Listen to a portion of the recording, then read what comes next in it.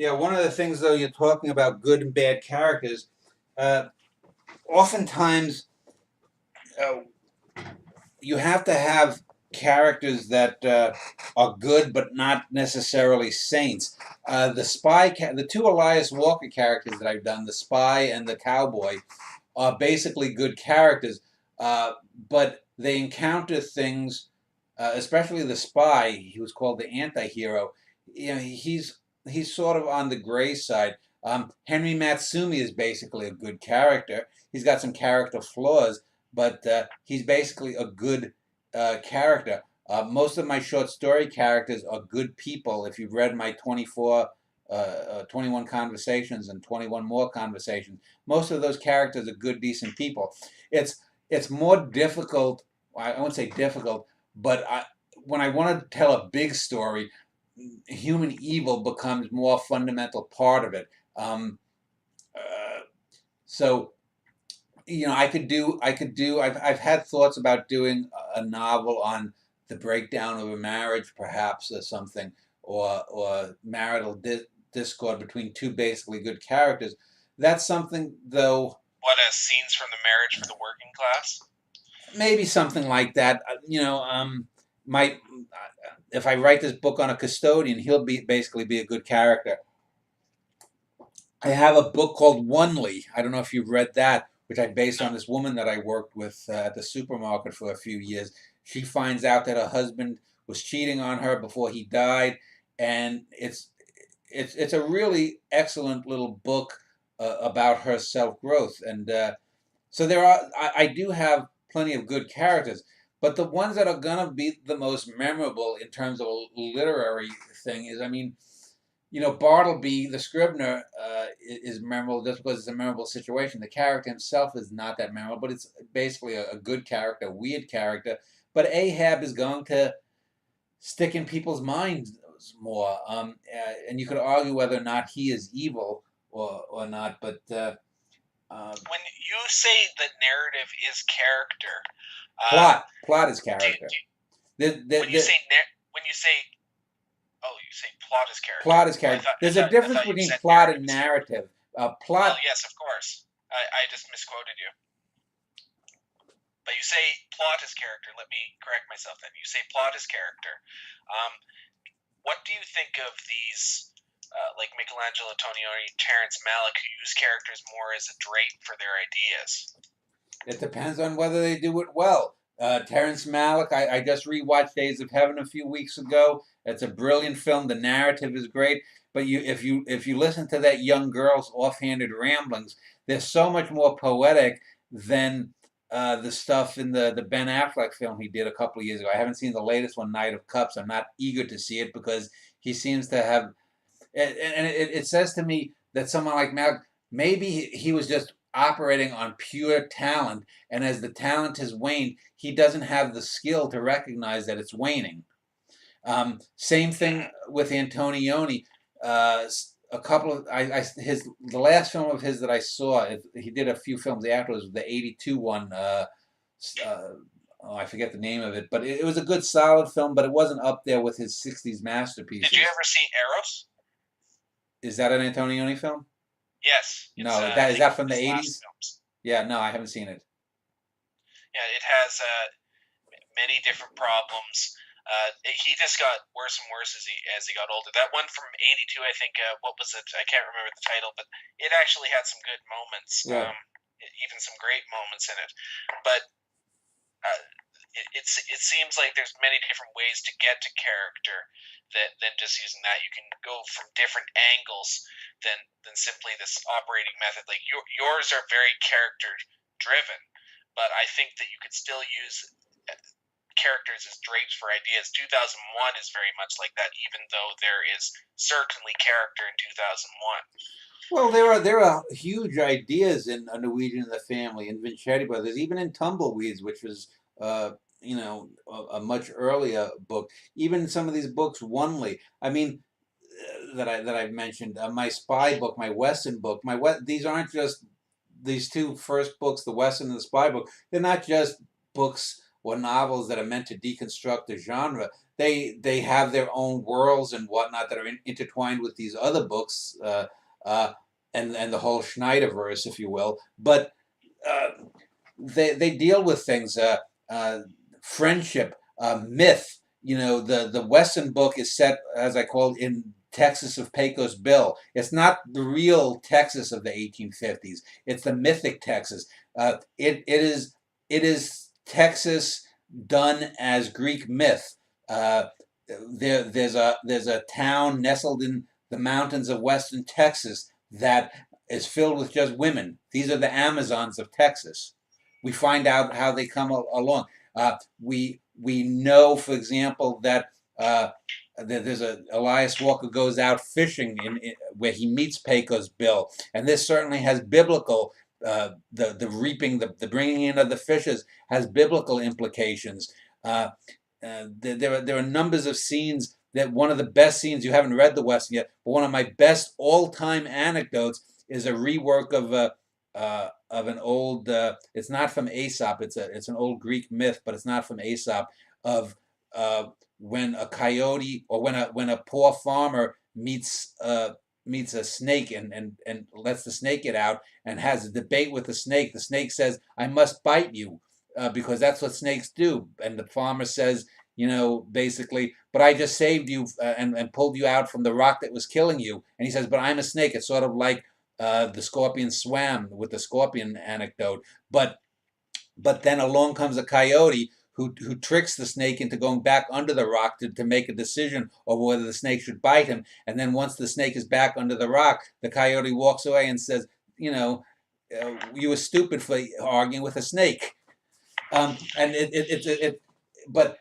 it's taking Greek. I mean, I'll say, just thinking about those things like that, I have Americanized a lot of Greek myths, and not only old Greek myths, but I've made folk tales of America take on mythic Greek status in this Western book, which is something that even someone like Sergio Leone doesn't do in his great Westerns. So let's talk about the intermission. We've went through the mule. This is Intermission the second. Yes, intermission the second. Previous one was intermission the first. This one goes on to talk about the edited sequences that are the Scorpion Swam. Before we talk about that, which they have their merits, it is very much like seeing a first or second film of, say, Fellini, and then looking at La Dolce Vita later.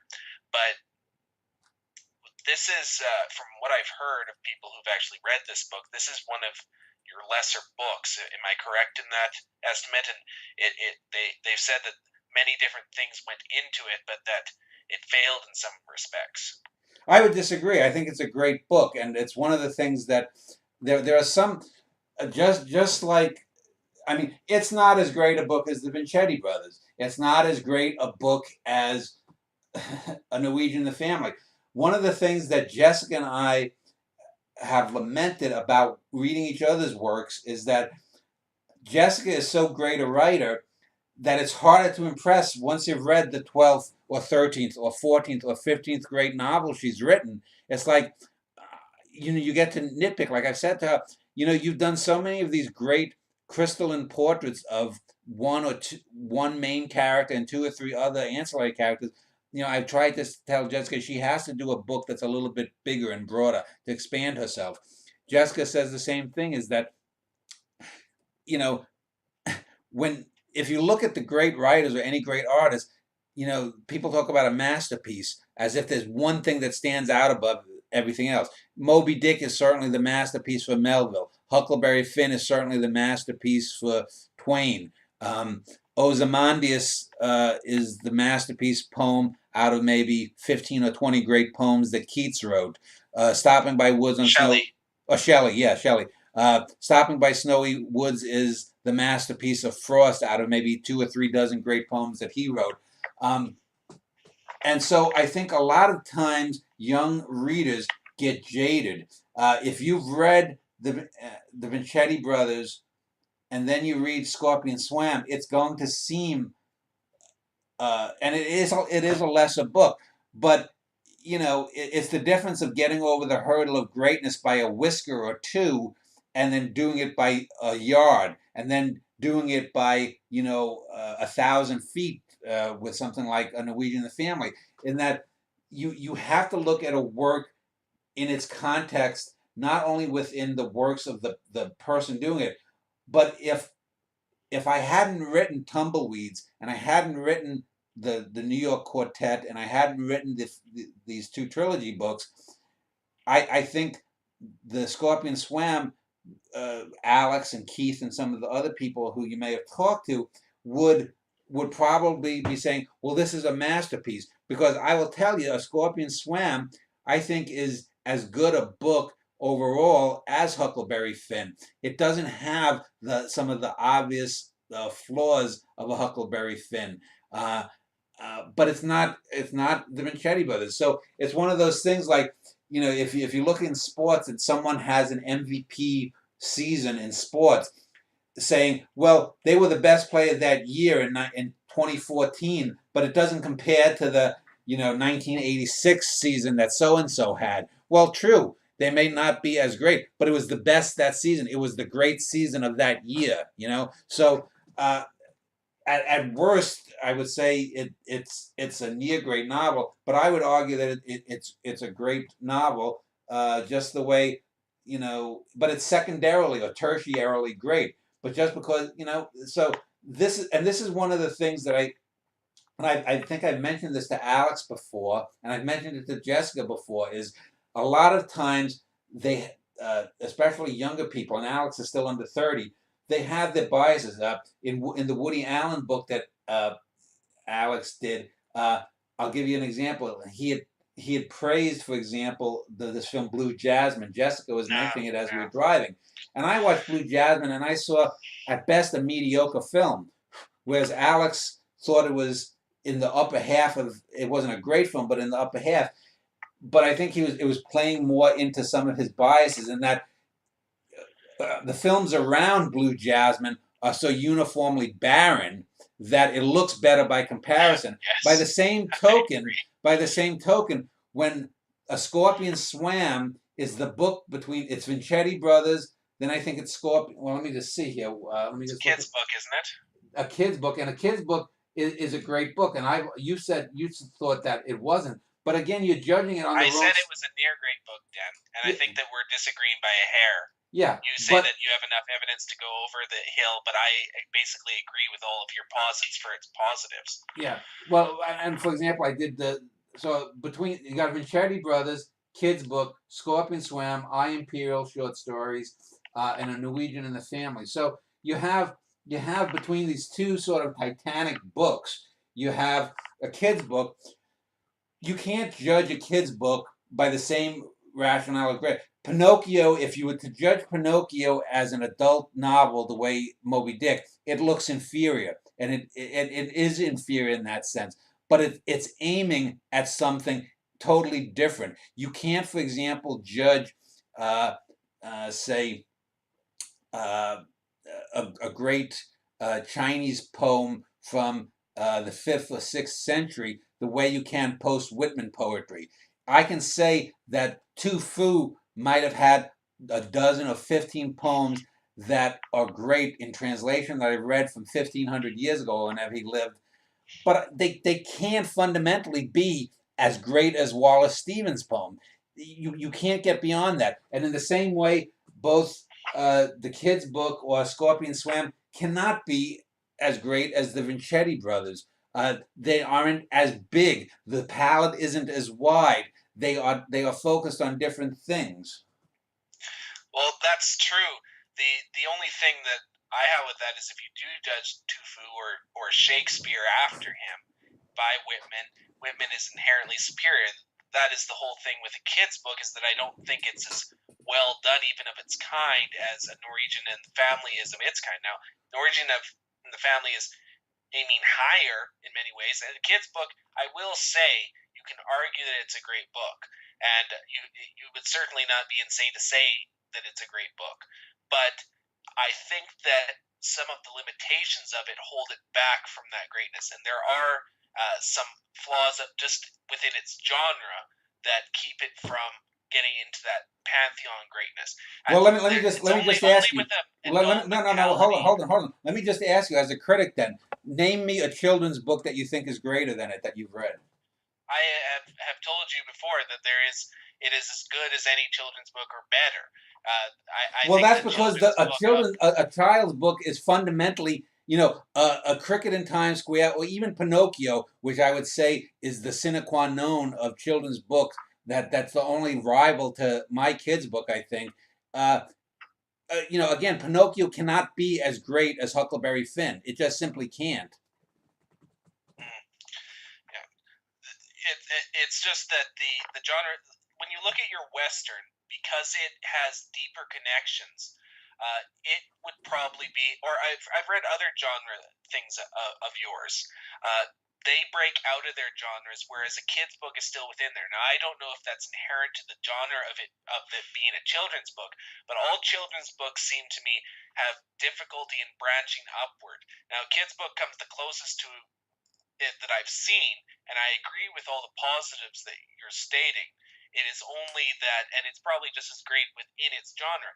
It's only that getting up there and also reaching an adult mentality at the same time is far more difficult for that genre for whatever reason. Well, I that's don't one of the think you were reasons at that your I have. peak prosaically as you were from a Norwegian and the family on, where it seems like you can do almost anything. Well, that's one of the reasons I have the meta device of Henry and Cobby. Now I know Alex didn't think he thought that I was trying to guide the But see, reader. that's what I think redeems a lot of what I thought was wrong with it. The whole dream trope, which, as you stated, is still a very well done dream trope and better than far some of the most famous ones out there. The metafictional devices, I think, saved what would otherwise been a good kids book and makes it into a great kids book. Well, and the reason I have the meta device though is because look, fundamentally speaking, even when I do this sci-fi book that's set 1,200 years in the future, it's a realistic universe. So I have to have some kind of reason why animals, why a cat, why a cricket, why a frog can talk.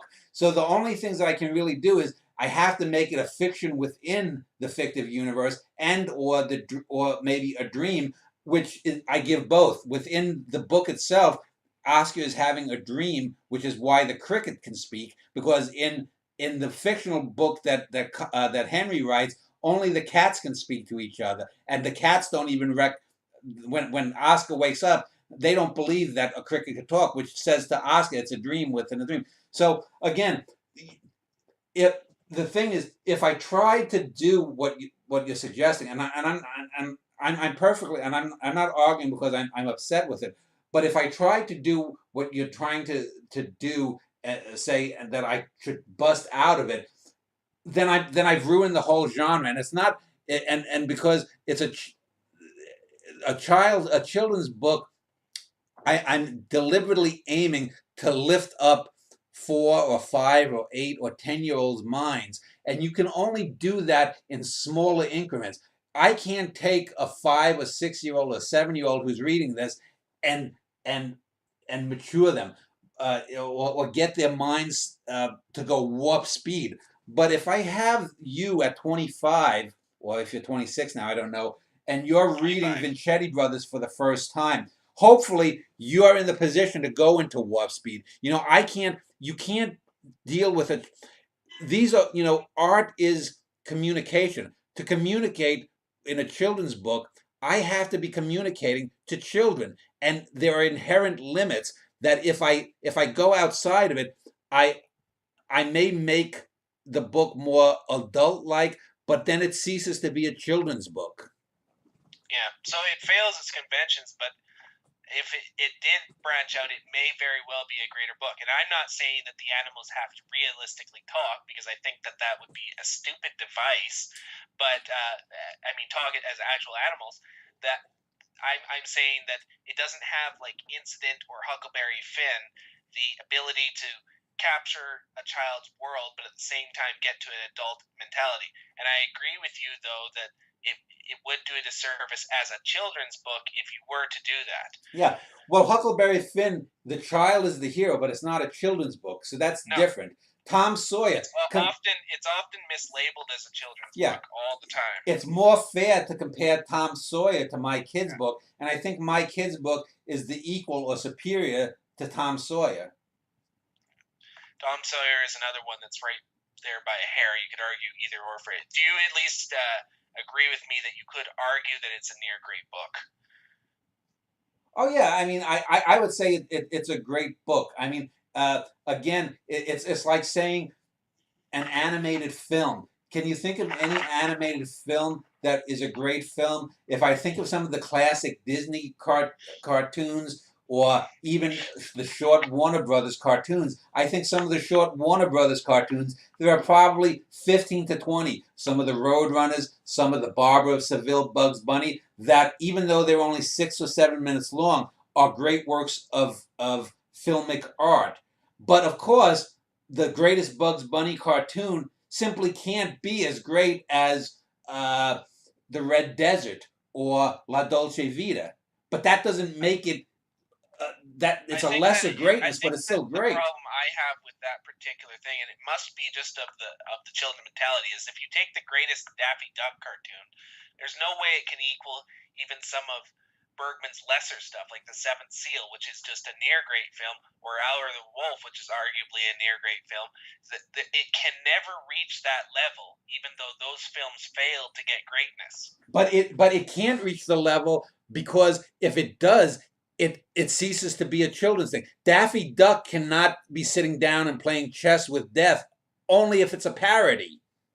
Yeah, and it does racket up your diversity too, because when you go from Bichetti to a kid's book, it certainly, I would say that people that will come to that book will probably hate it if they like your work. Yeah, well, Charlotte, I look at things like Charlotte's Web, A Cricket in Times Square, Pinocchio, Tom Sawyer, Anne of Green Gables. If someone wants to say that My Kid's Book is within that genre, well, to me, those are sort of 5 of the pantheon children's books. I was striving to write a pantheon children's book. You just brought up, because as I said, I want to rewatch the series Megan Follows.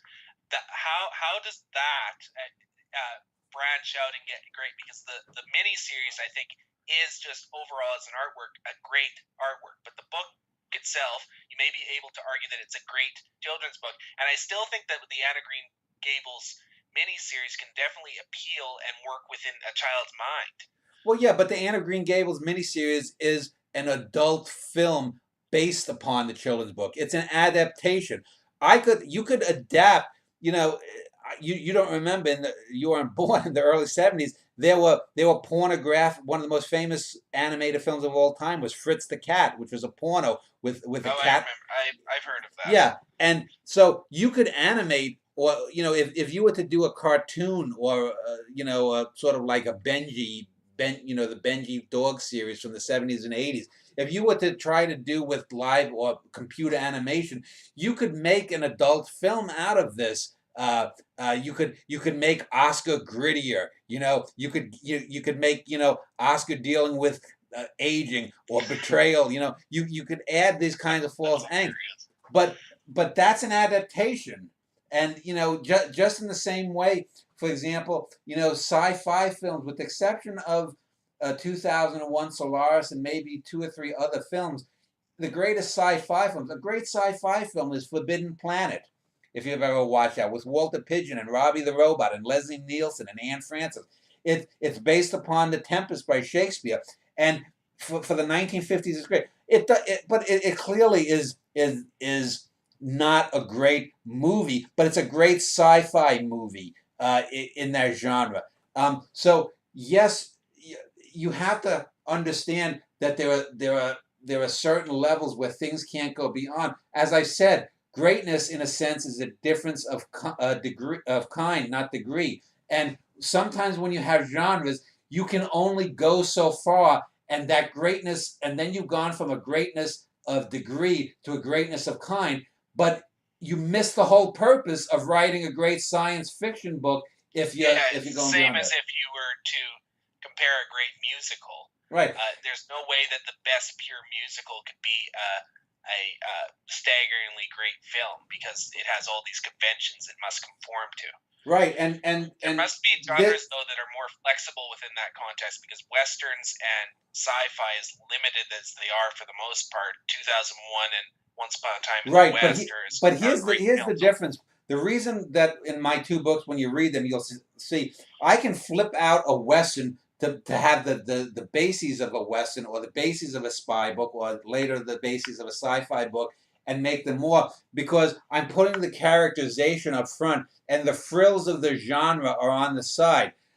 You cannot do that with a children's book or because or even something like a musical, say, because there are a western is just a setting, a science fiction is a setting. A musical is a totally different type of form because you have people acting in ways that are totally psychotic and abnormal. You know, my girlfriend has just left me. Oh, boo hoo, I'm on the Brooklyn Bridge. Should I jump?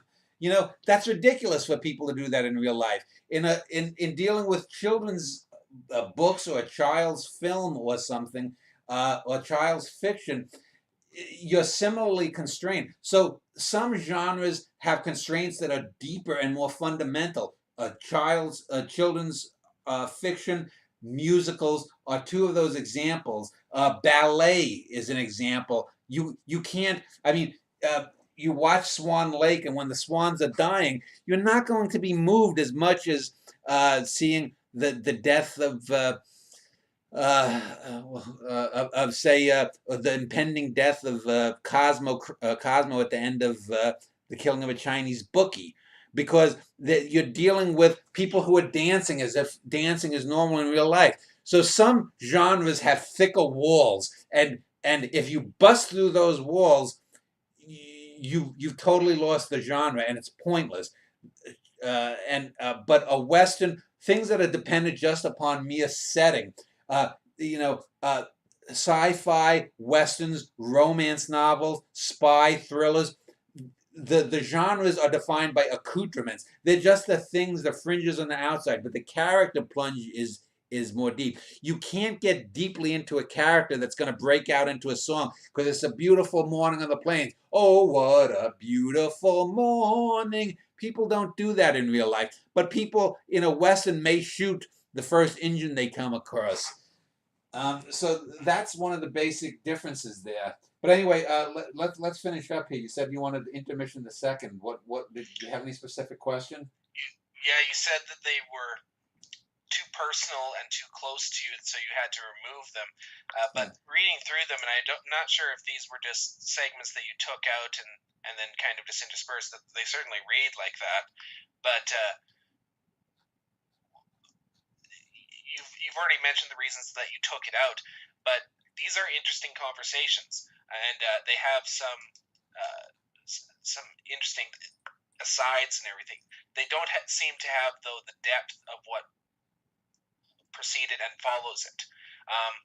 But they're generally good anecdotes. But the last anecdote where he's asking his coworkers about feeling guilt, but at the same time taking pleasure in this woman, this cunt boss of his, who leaves because she has an ailing mother or something. That's a good anecdote in how people really think and kind of hide their deeper monsters. Yeah, and like I said, I was looking for a way to reuse that in a meta way. This was the perfect kind of way. Um, Sometimes less is more. This is probably the only example I can think of where it was too much in the one book, so I took it out. I know the whole section of this, Alex, I think, and Keith had some issues with.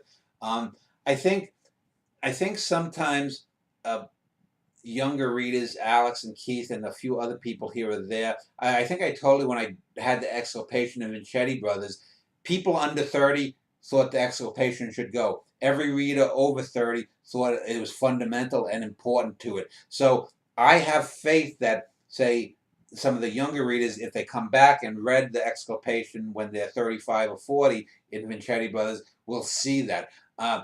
I thought despite the exculpation is what made the book in many ways. yeah. It racketed it up to another level. Now this one, these sections needed to go from the book they were taken from, the Henry Matsumi book, The Scorpion Swam, but that was a book that initially was going to be my novel about Michael Faraday. Faraday, and have you read that book, by the way? Yeah.